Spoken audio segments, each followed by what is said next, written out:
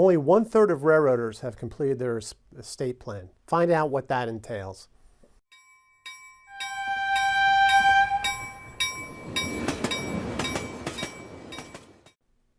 Welcome everyone to another edition of the Highball Advisors Railroad Retirement Whiteboard.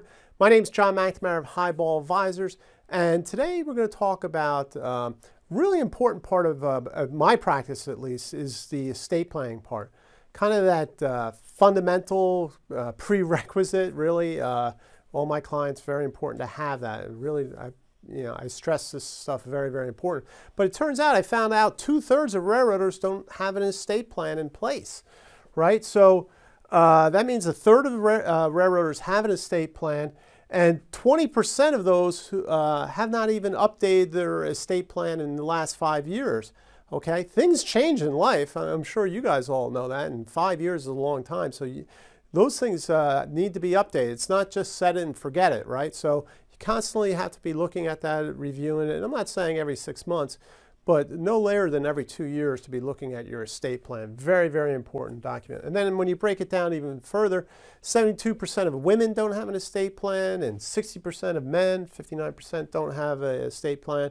And then down here, 56% of railroaders who work with advisors, they have a plan. So, there's some good stuff, more things.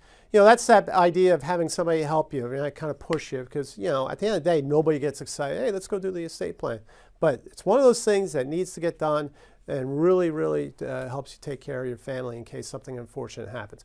So let's look at the documents required inside of an estate plan that should be getting done. Right, so last will and testament, very important, right? That's where you want everything to go. This is probably very important for some, is the revocable living trust. So you could put in like property, a lot of important things, and what's ever not inside that living trust, right, will pour over into this last will and testament, right? But what I like about this is this will help you avoid probate, so that the court doesn't have a say in where things go.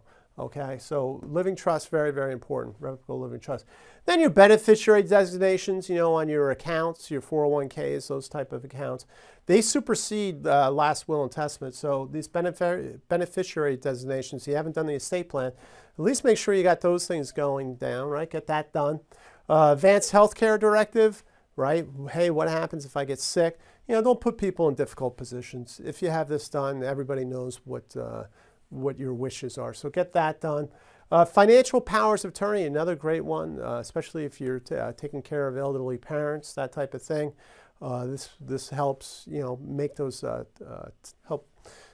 guide them, make those tough financial decisions that might need to get done because somebody might be incapacitated.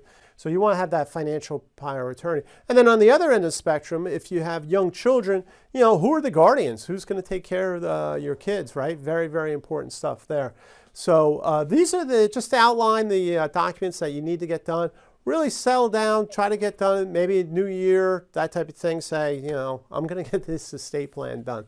But anyway, I want to walk you through this. Reach out to me if you have any questions about estate planning. If you're at or near retirement, go through the boarding for railroad retirement process. And we're going to talk about estate planning in that process, that's for sure. Feel free to share this video. I appreciate that. Click on the subscribe button. Really growing that membership, closing in on 5,000. And until next time, everyone, please stay safe, stay on track, and take care. So long, everybody. Bye.